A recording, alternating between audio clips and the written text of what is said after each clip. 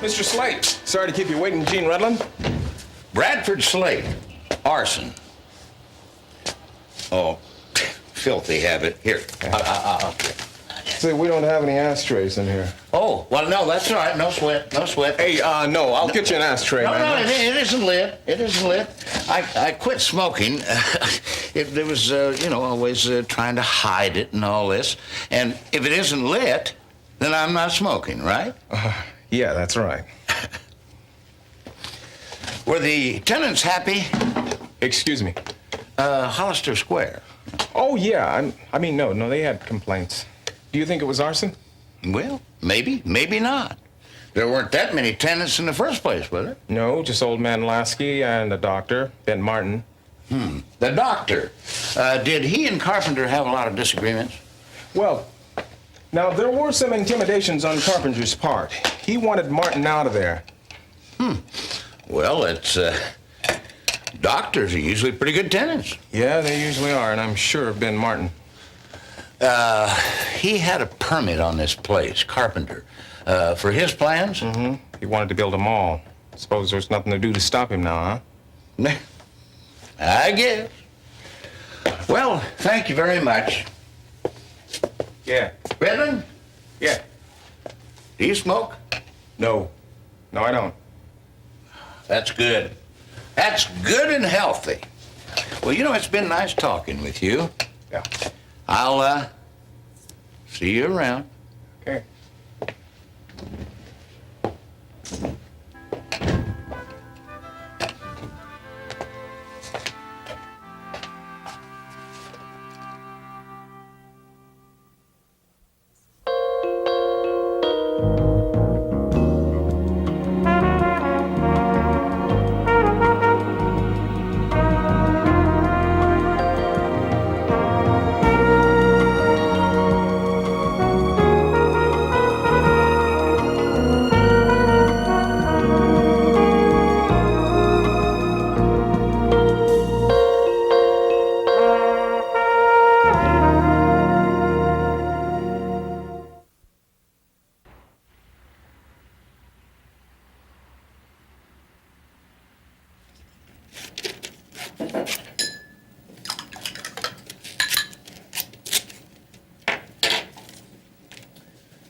Yep, bottoms up. Come on, go ahead. Tell me what you think. What's in it? Nah, that's for me to know and you to find out. Russ, this is stupid. Well, come on.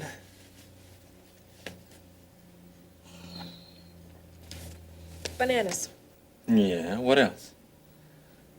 Milk. Yeah, what else? Vanilla. Eggs. Spinach. Prunes. Turkey. Coffee. Yeah, what's with you? Yogurt. Liver. I don't care what's in it. Well, excuse me, Little Miss Princess and the Pea. Yeah, well, I feel like it, and pretty soon I'm gonna have the bed sores to prove it, too. Yeah, I told you we should have got fitted sheets for that bed. They don't make fitted sheets for this stupid bed. Besides, I don't feel like a princess. I feel like an invalid. Becky, dear, you are anything but an invalid. Well, then why don't you treat me like a normal person? Because you're in bed. Well, we can fix that, Russ, can't we? Becca, Yes, come sir, on, where we you sure going? can. Come on, where you I'm going? gonna wipe all this banana off my arm.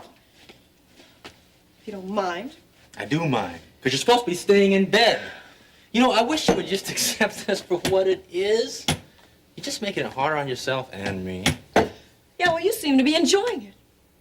What is that, Peter, pumpkin eater, had a wife and couldn't keep her. You can really turn off the charm when you want to. Well, you try staying in bed for 6 days and you see where it gets you. Oh, no. You ain't got nothing on me there, babe. I once spent a whole month in traction. But there's nothing wrong with me. Yeah, because you've been staying in bed just like you should. Have you forgotten already what happened Friday? How can I when you keep reminding me, Russell? Well, I intend to keep on reminding you, Rebecca. I thought we both planned on keeping this baby. So, whatever it takes. Well, why don't you just shut up and leave me alone? Whatever it takes. Yeah.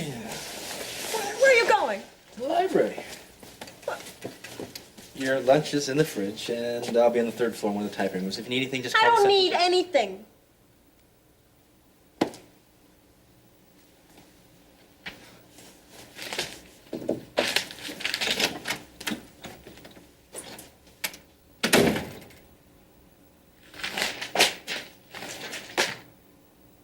You don't say.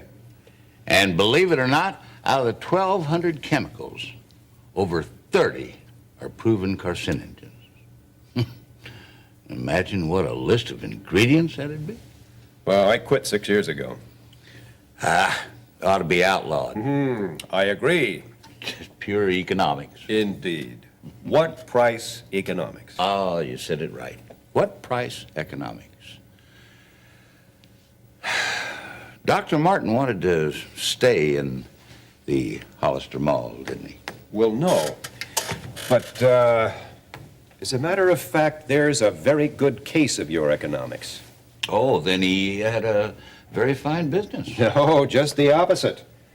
With the large amount of money that he had invested in a brand new practice, which is an enormous amount of money for any young man to start out with, and with virtually no way of getting any return on it for months. So did he pay his rent? Well, yes, the first 6 months were prepaid, but frankly, even if he had managed to drum up some patients at the very last minute, I simply don't see how he could have recouped his losses. Well, you're a very experienced businessman, Mr. Carpenter. Well, I certainly tried and failed myself. And he kept trying. Mr. Slate, I urged him to be more realistic. But when I realized that his endeavor was futile, I suggested that he move his practice out of the neighborhood. Well, frankly, that represented an income loss to me, but I'm a generous man. But he refused your advice. I didn't realize then, but I wonder now whether he could afford to relocate. Perhaps that would explain some of his rather unpredictable behavior. Oh, what did he do? Oh, well, I just chalked it up to sheer frustration. I didn't really take any of his threats seriously at all.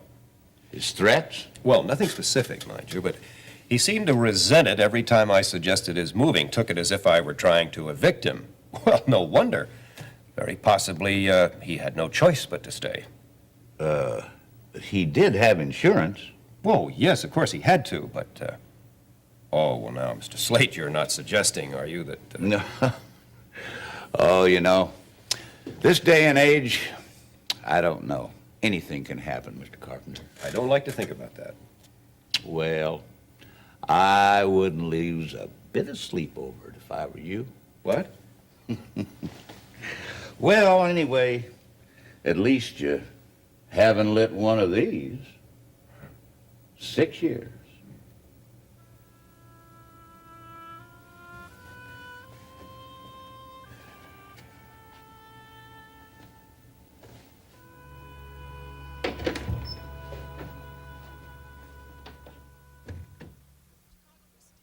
Well, that sounds real interesting, Roger. Look, I got the client in my office right now. Let me get back to you after a while, okay? Yeah, thanks. Bye. So what's the holdup? My dear lady, what's the rush? Money, Harold. You forget that until my mother's estate is settled, I have no means of support. Well, you ought to be sitting kind of pretty right now, especially since you've cashed in the jewelry for money already. That ought to hold you for a while. Well, maybe, but I need something else. I just got to know what's going on. You'll have to blow our case with that attitude. Oh, look, Nancy, it isn't at all unusual for a lawsuit like yours to go on for 2 years, maybe even more.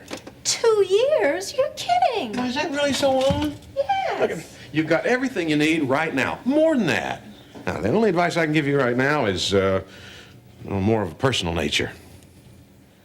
I suppose it's free, is it? Of course it is. What are friends for? Now, I suggest that you look at this little waiting period as an opportunity to enjoy life. And go out and do some things that maybe you never had a chance to do before. What, pray tell, am I going to do cooped up in suburbia? You forget that I have to stay at my mother's house, remember? No, you've established occupancy there. That's done, I assure you. No, you're free to take a nice little vacation if you like. Well, maybe I could use the rest. And all the stress and the strain. You're entitled, as they say. So have you got any hot travel tips? I thought you'd never ask. Now, it just so happens that Roger Krantz is my ex-brother-in-law, and Roger happens to run a travel agency, and I'll just bet he could fix you up with the swankiest little cruise you've ever heard of. Oh, a trip on a boat. Well, just what I always wanted. Well, it's not exactly a boat. It's more aptly called a vessel. Trip to the Caribbean, maybe even the Mediterranean. I love seafood. Oh, come on, use a little creative thinking here. I'm talking about warm sea breezes. Latin lovers. I think I'd just rather hold on to my purse, thank you. You look into the Pleasure Princess. The what? That's what the cruise ship is called. It's the Pleasure Princess. Now, it's leaving next month for a 9-port cruise of the Caribbean. You get hold of Roger. I bet he'd be real happy to fix you up there. Is he your brother-in-law or is he a blood relative? Doesn't make any difference. He'll take real good care of you. Look, he's thrifty, too. Well, come to think of it, vacation doesn't sound like a bad idea. I'll get you a real good discount. What more could I want? Hey, look, call Roger. Here's his card. Let me call him for you and tell him that you're going to come over, okay? Huh? Can you go this afternoon? Do you get a cut out of this? I'm doing this out of the goodness of my heart. Now, can you go this afternoon? Okay.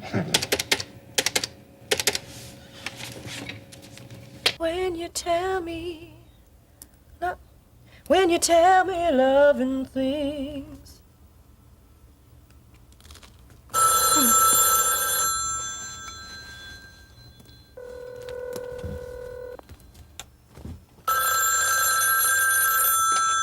Hello?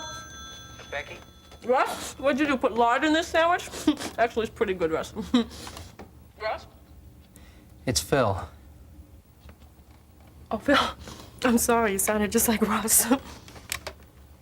Phil, are you still there? I wanted to ask how have you been, but it's more to the point to ask where you've been.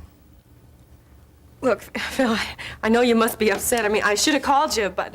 Yeah, well, I think that's real nice, Becky. I mean that you got a conscience and all, but I'd kind of like to know what happened. Well, I've been sick, in bed. Honest. Don't you think that one's wearing a little bit thin? But it's true, really. Okay. Well, how do you feel now? I feel better. Thanks. Oh, good. Then you can come to rehearsal today, right? Rehearsal today? Wait a minute. Can you hang on? What time? 1 o'clock. Till when? Till we quit. Are you coming? Look, Phil, can I call you back in a couple minutes? Afraid not. Look, you've been gone the last 3 days. Now, that's 2 rehearsals down the tubes. You want to go with us or don't you? You know I want to go. Well, then why don't you put your money where your mouth is?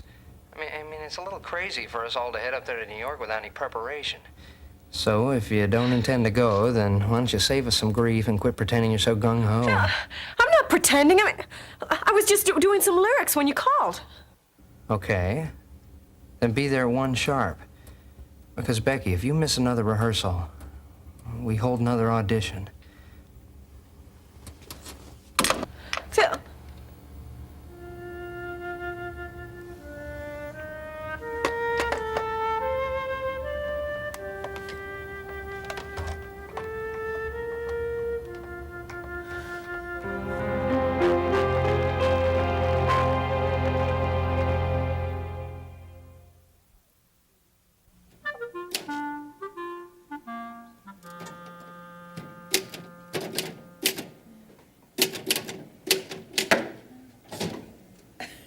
What I wouldn't give for a camera.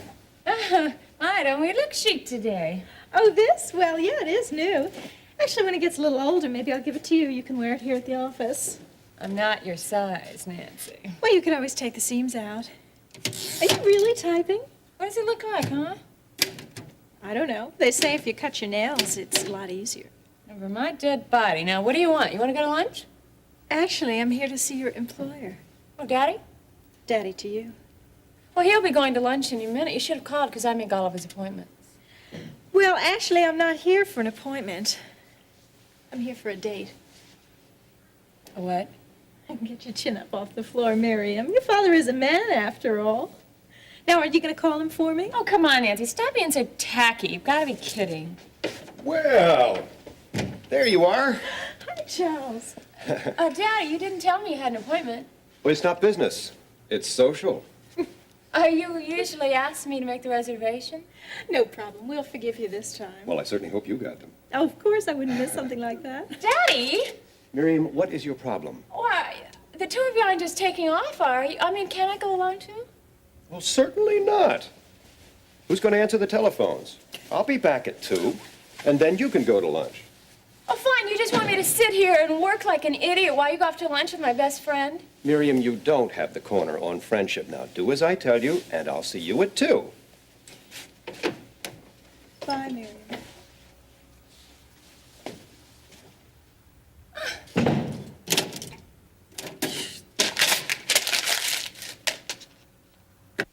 No, Ben. No, I agree with you 100%. I think it is great that Terry's got her job to fall back on. And it's not the money either. I mean, you know she loves nursing. Yeah, again, I agree with you. Well, then I don't understand your concern. I think she's doing extraordinarily well under the circumstances. Yeah, it's almost like she's doing too well. You know, I've seen cases where... There aren't any cups. Oh, figures. You might try the first floor. Or else do like we've been doing. Bring your own. And hold on to it. Where does she work? Psychiatric, maybe. Maybe I should lose my mind sometimes. Anyway, you were saying? Oh, yeah, about Terry and her devotion to the job. You know, Ben, I've seen cases where it can become a very subtle hiding place from things like fear, grief, maybe even responsibility. When Terry's irresponsible, call me. I gotta see that. No, I don't mean it in the obvious sense of the word. No, I think it's a question of perspective. I think maybe Terry's losing some of her perspective. You mean she could be pouring so much of herself into the job that she won't have time for a life outside of it? Yeah, that's certainly part of it. But look at it this way. You know, here at the hospital, her work is very cut and dried. She knows what to expect and pretty much when to expect it. She can bury herself in the job, get involved with solving other people's problems, and she really doesn't have to face up to her own problems. Yeah. I guess it's not a good sign that I was beginning to think of nursing as her life now that Scott's gone. Yeah, well, it's certainly a big part of it. But look, just keep your eye on her. I will, too. Well, look, do you think Laurie's noticed any changes in her? No, probably not. She seems a few steps removed from her mother right now. Yeah. Well, look, maybe you and Laurie could cook up some things that would involve Terry in the greater aspects of her life. You know, I think right now the main thing is to get her to talk. Okay, we'll sure try. Good. Thanks, Alex. Oh, did you check on Becky Weaver yesterday? Yeah, I called her this morning. Look, she's doing fine. No problems since she started the bed rest. She's okay. Yeah, and she'll be okay as long as she stays in bed.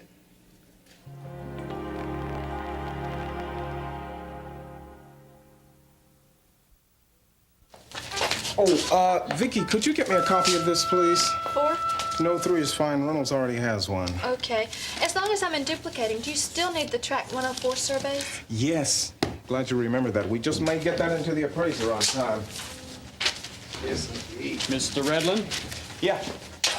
Hey, Peter Davidson. What are you doing all dressed up standing in my office anyway? Hey, and what is this, some monogrammed hard hat? Prescott Development. That's where I work now, part-time. Hey, well, I'm glad to call you an associate of mine. Just got started. So this is planning and development. This is it. Never been here before.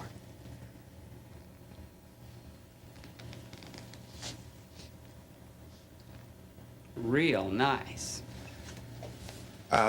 Peter, this is Vicky Lang. Vicky, this is Peter Davidson. Hello, Peter. Glad to meet me.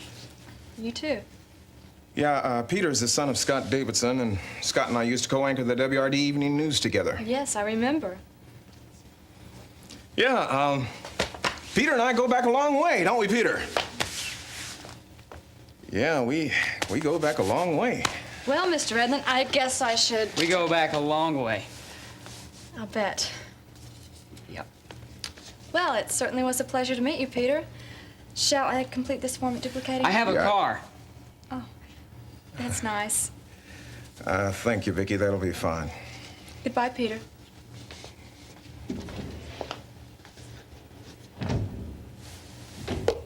Peter, you in there?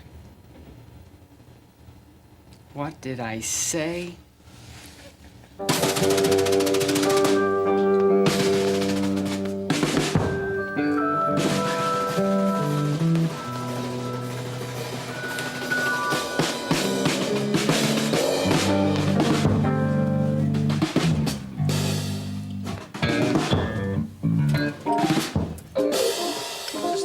I don't know. Ernie, is it hooked up? Okay. All systems are go. We are primed. She better be here. Because we're gonna do it without her. For good. Oh yeah, if she don't show. And by the clock on the wall, the hands are at 1 exactly. You want me to give her a call? She got the message, Francis. This is her last chance. Well, at least I could call her. Do nothing, man. Either she's here or she isn't. Regardless, we're gonna be cool. Yeah. Yeah, this summer wind's gonna blow cool. Ready or not? Becky or not? Louis, check that amp. I thought I heard some buzz or something. Yeah, ready or not? Are you guys ready? I'm ready. She's here. She's here.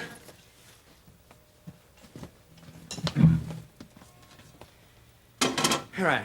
1, 2, 1, 2.